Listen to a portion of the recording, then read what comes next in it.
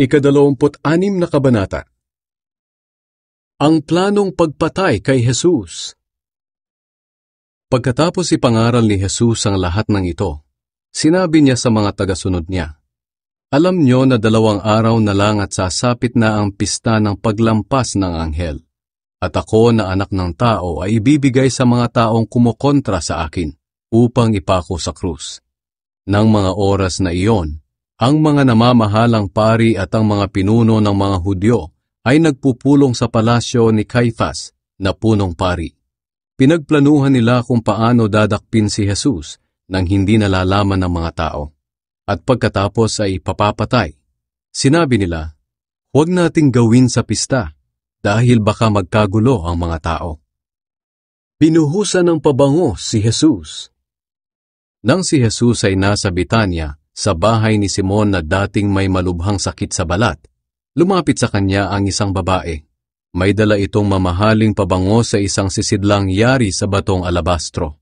At habang kumakain si Jesus, ibinuhos ng babae ang pabango sa ulo ni Jesus. Nagalit ang mga tagasunod ni Jesus nang makita ito. Sinabi nila, "Bakit niya sinasayang ang pabangong iyan? May pagbibili sana iyan sa malaking halaga at maibibigay ang pera sa mga mahihirap." Alam ni Jesus ang pinag-uusapan nila, kaya sinabi niya sa kanila, "Bakit ninyo ginugulo ang babae? Mabuti ang ginawa niyang ito sa akin. Ang mga mahihirap ay lagi ninyong makakasama, pero ako ay hindi. Binuhusan niya ako ng pabango para ihanda ang aking katawan sa libing. Sinasabi ko sa inyo ang totoo.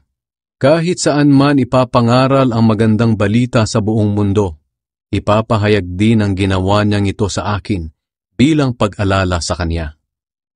Nakipagkasundo si Judas sa mga kaaway ni Jesus.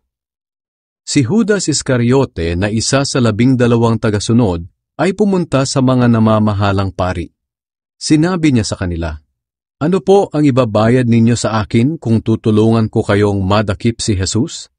Noon din ay binigyan nila si Judas ng 30 pirasong pilak.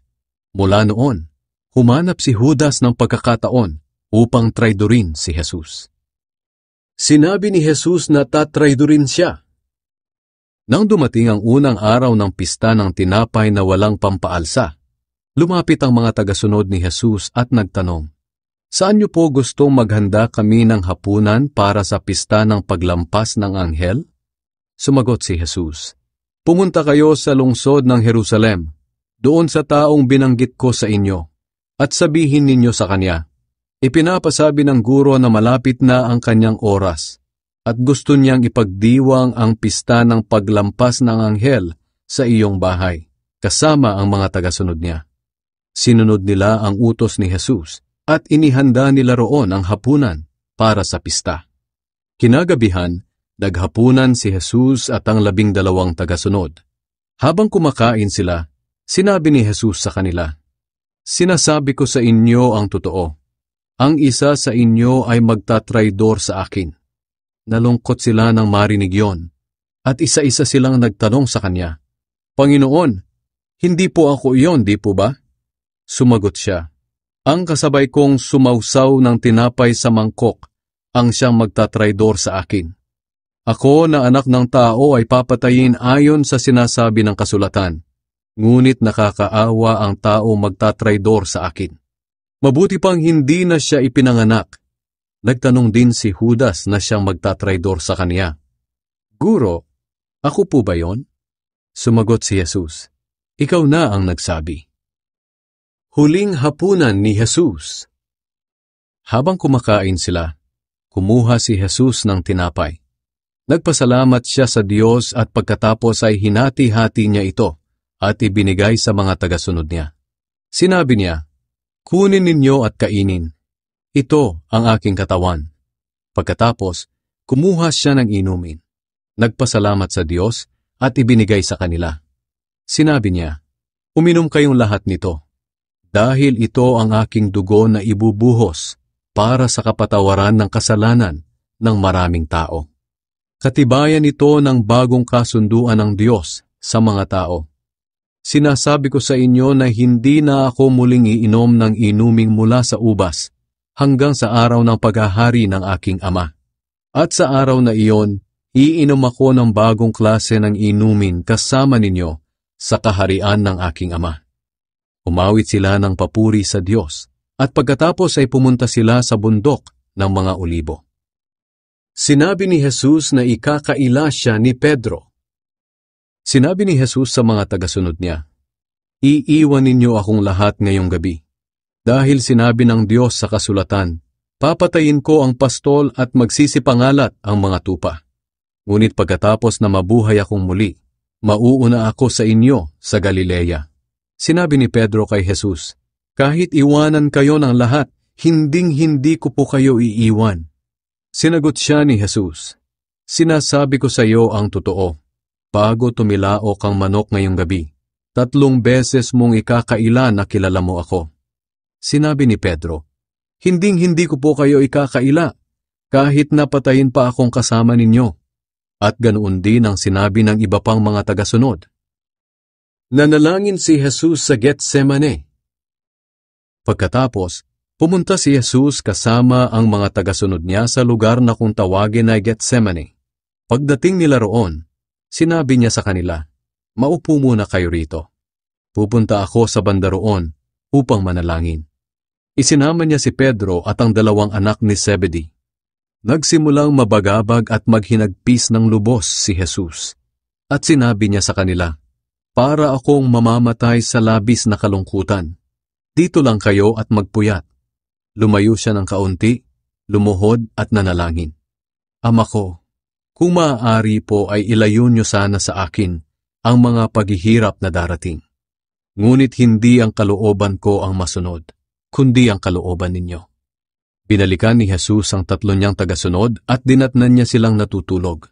Sinabi niya kay Pedro, "Hindi ba talaga kayo makapagpuyat na kasama ko kahit 1 oras lang? Magpuyat kayo at manalangin, upang hindi kayo madaig ng tukso. Ang espiritu'y handang sumunod, ngunit mahina ang laman." Lumayong muli si Jesus at nanalangin, "Ama ko, kung kinakailangang daanan ko ang paghihirap na ito, naway mangyari ang kalooban ninyo." Pagkatapos, muli niyang binalikan ng mga tagasunod niya, at nadatnan na naman niya silang natutulog, dahil antok na sila. Lumayo ulit si Jesus sa 3 pagkakataon, at nanalangin tulad ng nauna niyang panalangin. Binalikan niya ang mga tagasunod niya at sinabi, "Natutulog pa rin ba kayo at nagpapahinga? Tingnan ninyo, dumating na ang oras na ako na anak ng tao ay ibibigay sa mga makasalanan. Tayo na, narito na ang taong nagtatraidor sa akin." Ang pagdakip kay Jesus. Nagsasalita pa si Jesus nang dumating si Judas na isa sa 12 tagasunod. Marami siyang kasama na armado ng mga espada at pamalo. Isinugo sila ng mga namamahalang pari at ng mga pinuno ng mga Hudyo. Ganito ang palatandaan na ibinigay ng traidor na si Judas sa mga huhuli kay Jesus. "Ang babatiin ko sa pamamagitan ng isang halik, ang siyang pakay ninyo. Dakpin ninyo siya." Lumapit si Judas kay Jesus at bumati, "Magandang gabi sa iyo, Guro." Saka hinalikan siya. Sinabi ni Jesus sa kanya, "Kaibigan, gawin mo na ang sadya mo rito." Kaya lumapit ang mga tao at dinakip si Jesus. Bumunot ng espada ang isa sa mga tagasunod ni Jesus at tinaga ang alipin ng punong pari, at naputol ang tainga nito. Sinabi ni Jesus sa kanya, "Ibalik mo ang iyong espada sa lalagyan nito. Ang gumagamit ng espada ay sa espada rin mamamatay. Hindi mo ba alam na pwede akong humingi ng tulong sa aking Ama, at kaagad niya akong padadalhan ng 12 batalyon ng mga anghel? Ngunit kung gagawin ko iyon, paano matutupad ang kasulatan na nagsasabing ito ang dapat mangyari?" Pagkatapos, sinabi ni Jesus sa mga tao, "Isa ba akong tulisan? Bakit kailangan pa ninyong magdala ng mga espada at mga pamalo upang dakpin ako? Araw-araw akong nasa templo at nagtuturo. Bakit hindi ninyo ako dinakip? Ngunit nangyari ang lahat ng ito upang matupad ang isinulat ng mga propeta." Iniwan siya noon din ng mga tagasunod niya at nagsitakas sila. Dinala si Jesus sa korte ng mga Hudyo. Dinala si Jesus ng mga dumakip sa kanya sa bahay ng punong pari na si Caifas. Doon ay nagkakatipon ng mga tagapagturo ng kautusan at ang mga pinuno ng mga Hudyo. Sumunod din si Pedro roon, pero malayo-layo siya kay Jesus. Pumasok siya sa bakuran ng punong pari at nakiupo sa mga gwardya upang malaman kung ano ang mangyayari kay Jesus. Doon sa loob, ang mga namamahalang pari at ang lahat ng miyembro ng korte ng mga Hudyo ay nagsisikap na makakuha ng mga ebidensya laban kay Jesus upang mahatulan siya ng kamatayan. Pero wala silang nakuha, kahit marami pa ang lumapit at sumaksi ng kasinungalingan. Nang bandang huli, may dalawang lalaking lumapit at nagsabi, "Sinabi ng taong ito na kaya niyang gibain ang templo ng Diyos at sa loob ng 3 araw ay itatayo niya itong muli." Tumayo ang punong pari at tinanong si Jesus, "Wala ka bang maisasagot sa mga paratang na iyan laban sa iyo?" Hindi sumagot si Jesus.